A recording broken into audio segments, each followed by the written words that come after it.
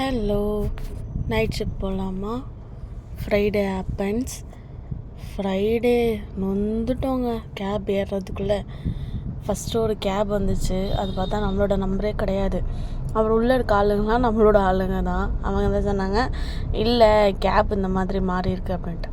அந்த கேபில் ஏறி போனால் ஒரு 1 கிலோமீட்டர் கூட போல் அதுக்குள்ளே நம்ம ரெகுலர் கேபுக்கு மாற்றி விட்டாங்க. அப்புறம் அதை மாற்றி ஏறி போனால் அது பார்த்தா வேற எங்கேயோ பிக்கப் மாற்றி விட்டுருக்காங்க போல்.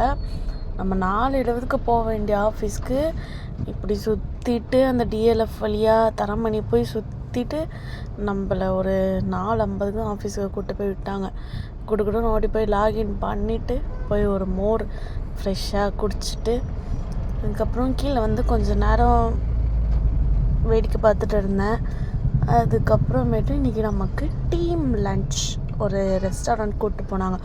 ஆஃபீஸ் பக்கத்துலேயே எல்லோரும் பைக்கில் போனாங்க. அப்புறம் போயிட்டு சாப்பிட்டுலாம் வந்துட்டு ட்ரைனிங் இருந்துச்சு, அட்டன் பண்ணிட்டு கொஞ்சம் தலைவலியாக இருந்துச்சு. நிறைய சாப்பிட்டோமா, அதனால் டீ அடிச்சுட்டு வீட்டுக்கு 2 மணிக்கெலாம் ஷார்ப்பாக விட்டது. ஃபஸ்ட்டாலாம் கிளம்பியாச்சு, ஏன்னா 2 days வந்து வீக்கெண்ட்றதுனால.